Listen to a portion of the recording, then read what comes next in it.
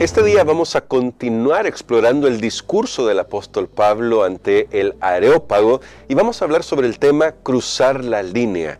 Porque Pablo, que tiende puentes, que ayuda a las personas desde donde están, también tiene claro cuál es su mensaje. Y esto es algo que debemos aprender en el siglo XXI. De verdad lo necesitamos, porque nos vamos mucho a los extremos y cada uno tiene su propia caricatura del Evangelio. Y no lo digo en son de crítica, porque yo mismo puedo tener mi propia caricatura del Evangelio y no sea lo que Dios espera. Necesitamos tener la humildad de reconocer que necesitamos beber todos los días de la fuente de la verdad, que es la palabra de Dios en comunión con nuestro Señor Jesucristo, dirigidos por el Espíritu Santo, porque sin eso siempre vamos a presentar una caricatura de la verdad. Y esto es peligroso porque tiende a hacer separación, y noten que el Evangelio busca la unidad y el Evangelio presenta a Jesucristo exaltado. Eso es lo que vemos en el apóstol Pablo, que tiende puentes, que es sensible a la necesidad espiritual de otros, que no es alguien presuntuoso que se alza como el único que tiene la verdad, aunque tiene la verdad porque ha bebido de la palabra de Dios, pero quiere ayudar. Su espíritu es un espíritu de servicio. Pidámosle a Dios que nos ayude y por eso vamos a orar antes del estudio de nuestra lección de hoy. Querido Padre, necesitamos de tu Espíritu Santo para saber cómo presentar a Jesús, incluso cuando ese mensaje no sea popular, pero ayúdanos a hacerlo con sabiduría. Te lo pedimos en el nombre de Jesús. Amén. Ahora vamos a continuar con el relato que teníamos el día de ayer, el relato del discurso del apóstol Pablo. En Hechos 17, luego de los versículos que leímos a partir del verso 28, dice lo siguiente: porque en él vivimos y nos movemos y existimos. Y como algunos de vuestros poetas, quiero decir, dijeron, linaje suyo somos. Aunque a veces no es muy evidente, aquí acaba de citar a dos poetas griegos. El primero es porque en él vivimos y nos movemos y somos o existimos, y el segundo que sí cita, que dice, porque vuestros poetas lo han dicho, linaje suyo somos. Siendo pues linaje de Dios, no hemos de pensar que Dios sea semejante a imágenes de oro, plata o piedra, escultura de arte y de imaginación de hombres. Pues Dios, habiendo pasado por alto este tiempo de ignorancia, ahora manda a todos los hombres en todo lugar que se arrepientan, por cuanto ha establecido un día en el cual juzgará al mundo con justicia por medio de aquel hombre que él ha designado, dando a todos una garantía de resurrección de entre los muertos. Me voy a detener ahí un momentito, porque aquí básicamente cortan el discurso de Pablo. Aunque, vuelvo a repetir lo que dije ayer, seguramente esto es un resumen del mensaje de Pablo, pero tenemos todos los elementos que necesitamos para comprender cómo Pablo exalta a Jesús, exalta la palabra de Dios y lo hace de una manera tan maravillosa porque lo hace ante personas que no creen en la Biblia, que no tienen un trasfondo religioso común con Pablo, que creen en cualquier cantidad de dioses, pero a ellos les presenta la Biblia. ¿Por qué? Porque como ya dijimos, Pablo era sensible a su espiritualidad. Pablo no juzgaba, no prejuzgaba. Esa lección debe quedar clara, por eso se ha ido repitiendo y la sigo enfatizando. Pablo no prejuzgaba la condición espiritual de una persona. No era el juez. Pablo reconoce que él no es el juez. Y es más, él está dispuesto a llegar tan lejos como para citar sus propios autores. Porque, claro, entre algunas cosas que dijeron estos autores, había algo de verdad. No estoy diciendo de que Pablo estaba justificando toda la literatura de los escritores, de estos dos poetas a los que ha citado. Claro que no, Pablo no está diciendo, miren, toda esta literatura es revelación de Dios. No, claro que no. Pero sí dice, aquí hay luz. Dios les ha presentado luz a ustedes también aquí. Si ustedes la quieren ver, aquí está la luz. Con eso, de hecho, está reafirmando lo que acaba de decir hace un momento, que es que Dios está cerca de nosotros, tan cerca que nos da pistas. Incluso si no tenemos el mismo trasfondo religioso que un cristiano, por ejemplo, siempre nos va a dar pistas. ¿Saben que esto me ha llamado bastante la atención?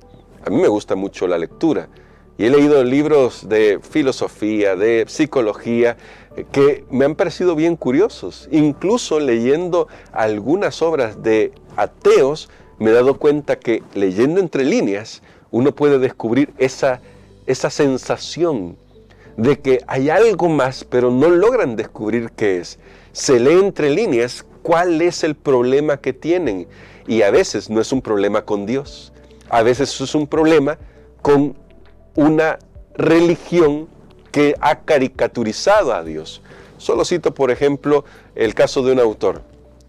Ahora escapa el nombre, pero es un libro pequeño que es una introducción a la filosofía desde la perspectiva materialista. Es decir, es un filósofo ateo el que escribe. Y él dice que cuando nosotros hablamos de libre albedrío, y destaca esta idea, generalmente está manchada esta idea de libre albedrío con las ideas de recompensa y castigo. Y se centra en la religión popular, por cierto, este autor ateo, para señalar que no hay libertad si para decidir se nos tiene que motivar con un premio o desmotivar para hacer algo malo con un castigo. Estoy parafraseando y resumiendo las ideas de este autor. Me llamó mucho la atención porque, le voy a ser honesto, él tiene razón. Él en este sentido, tiene razón en este sentido. Hemos caricaturizado a Dios como alguien que trata de convencernos, casi chantajearnos con cosas buenas para que hagamos el bien, pero que si hacemos algo malo va a venir de manera, vamos a decir, implacable y nos va a castigar por toda la eternidad. Una idea que no está en la Biblia, por cierto. Dios no va a castigar a un pecador por toda la eternidad. Todo va a tener un fin. Malaquías 4 lo dice con claridad, no quedará ni raíz ni rama. Pero estoy tratando de poner este ejemplo para ir a lo que el apóstol Pablo estaba enseñando, porque a veces caricaturizamos a Dios y entonces la gente que no tiene el mismo trasfondo ve nuestra caricatura de Dios y entonces dice, claro, ese no puede ser Dios. Y tienen razón, es que ese no podría ser Dios.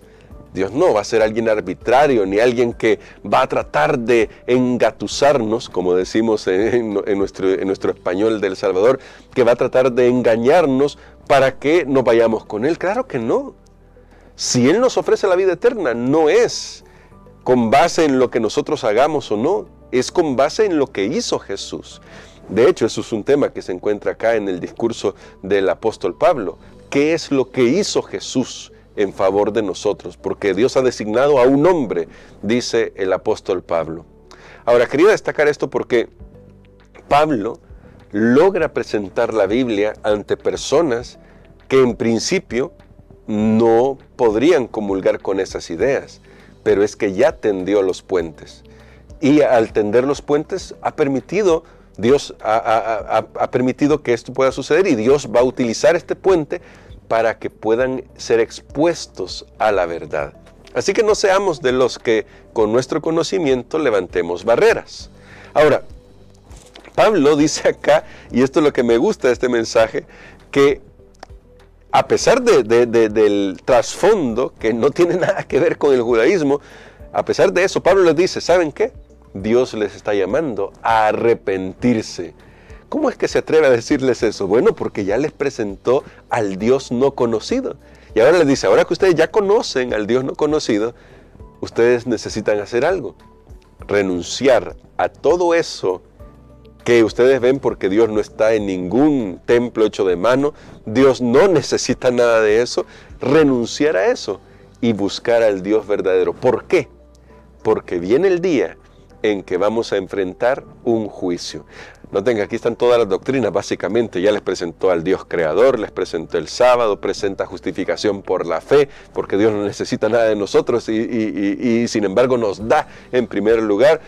Pablo está presentando todas las verdades, pero lo hace de una manera con la que puede acercarse a los demás. Ahora, al presentarles a Jesús, Él designa, aquí les habla sobre la garantía de la resurrección, designa a Jesús como el garante de lo que, de la salvación, de lo que significa la salvación para alguien que lo acepta a Él, presenta a Jesús como ese garante y el resultado de esa garantía es la resurrección. Es decir, aquellos que viven para Jesús no tienen que tener temor a la muerte porque resucitarán. Por cierto que aquí ya les está hablando de que no existe el alma inmortal. Un tema muy importante para los atenienses, porque los atenienses creían en el alma inmortal. Y ahora Pablo, al presentar el mensaje de la resurrección, les está diciendo, eso de que hay un alma inmortal, eso no existe. No es que las personas estén en el Hades, o allá con el dios Hades que ustedes creen, no es eso. Aquí estamos tratando de desentrañar el mensaje del apóstol Pablo, claro está. Pero cuando Pablo habla de la resurrección, les está diciendo, no existe un alma inmortal. No es que ustedes mueren y se van a ir al inframundo o a los campos elíseos si les fue bien. No es eso. Ustedes van a dar cuenta a Dios en el momento que deba ser, es decir, hay un juicio, pero el resultado de ese juicio para aquellos que creen es la resurrección. Es decir, volver a la vida. Esto hizo que ya chocaran las cosmovisiones que estaban ahí. Eso es lo que sigue diciendo el texto. Noten lo que dice acá. Dice en el verso 32. En cuanto oyeron hablar de la resurrección de los muertos, unos se burlaban y otros decían, te oiremos acerca de esto otra vez. Así Pablo salió de en medio de ellos. Pero algunos, hay un tercer grupo ahí, se unieron a él y creyeron. Entre ellos Dionisio, miembro del Areópago, una mujer llamada Dámaris y algunos otros. Quiero destacar esto así rápidamente. Número 1, están los que de plano rechazaron la verdad de Dios, pero escucharon el mensaje y lo escucharon todo. Al final fue decisión de ellos y rechazaron. Pablo hizo lo que él tenía que hacer, tendió puentes, mostró sensibilidad, les mostró genuino interés en ellos, quería llevarles el mensaje de salvación, les presentó la verdad de Jesús tal cual está en la Biblia, pero rechazaron. Al punto que dice acá, se burlaban. Y noten que la burla tenía que ver especialmente con esto del tema de la resurrección, por lo mismo que los atenienses creían en el alma inmortal. El concepto de alma inmortal no llegaría al cristianismo sino hasta mucho tiempo después. Primero con algunos filósofos judíos que tenían algunas ideas helenísticas y luego a través de Agustín de Hipona como la gran figura de la Iglesia Popular, un gran erudito en la Edad Media, comenzando la Edad Media digamos, y que tomó todas las ideas de Platón y las bautizó como cristianas, aunque no tenían nada de cristianos en realidad. Ahora, en este momento eso hace un choque y algunos se burlan porque dicen, yo siempre he creído en el alma inmortal, a mí no me puede venir a decir este hombre que vamos a resucitar, que no hay alma inmortal. Entonces eso le causó burla. Otros, el segundo grupo, pensaron, bueno, tal vez necesitamos un poquito más de tiempo, vamos a reflexionar en lo que nos has dicho y luego vamos a oírte un poco más. Y el tercer grupo de los que creyó. Esto siempre va a suceder así. Y no debería desanimarnos el hecho de que nuestros mejores esfuerzos por alcanzar a otros, tendiendo puentes, usando el método de Cristo, para resumirlo, usando el método de Cristo, se salde con estas tres respuestas. Unos van a rechazar, otros van a decirnos, no todavía, pero sigamos hablando, quiero escuchar más. Y el tercer grupo que va a creer. Siempre van a estar estos tres grupos. ¿Qué nos dice esto a nosotros? Nos dice que debemos estar abiertos a esta posibilidad, número 1. Y número 2, que en nuestro carácter siempre debemos albergar el amor de Cristo por todas las personas, como para aceptar que algunas personas van a rechazar, para aceptar que algunos van a requerir más tiempo y para amar a los que ya se integran porque van a necesitar mucho apoyo, ya que están cambiando toda una cosmovisión. Y como se ha dicho antes en estas lecciones, cambiar cosmovisiones requiere tiempo, requiere paciencia, especialmente de aquellos que presentamos el mensaje. Necesitamos ser pacientes con aquellos que están comenzando a creer, que están aceptando el mensaje y que comienzan a vivir para Dios. Así que hoy tenemos un desafío con lo que hemos dicho. El primer desafío es que Dios nos ayude Pidámosle a Dios que nos ayude, que nos guíe para saber específicamente la mejor manera de testificar a alguien que conocemos. Que no vayamos con la misma regla de siempre pensando que todos son iguales, porque no todos somos iguales. A usted no le gusta que le lleguen de una manera X. Usted tiene una manera muy particular en que le gusta que le aborden en todas las cosas en la vida. Pues sepa que así son todos los demás. Toda persona tiene una forma específica en la que podemos alcanzarla. Una forma específica que podemos utilizar para llevarles el Evangelio. Y número 2, hay que explorar la idea de cómo utilizar las redes sociales como nuestro propio areópago. Y esto es importante porque se están mal utilizando las redes sociales. Muchos, con buena intención, supongo yo, las utilizan para crear simplemente un debate infructuoso, para atacar. Y no es el propósito, no es como lo hizo Pablo. Pablo presentó la verdad. Pablo utilizó la red social que tenía en ese momento, que era el Areópago, para tender puentes, pero también para presentar la verdad. ¿Cómo podemos hacer eso?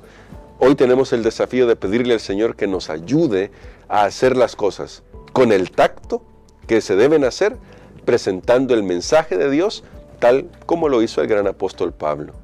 ¿Qué tal si comenzamos a explorar esa idea y a ver la posibilidad de convertirnos en personas que cuando publican algo reflejan el carácter de Jesús? Ahí están nuestros desafíos.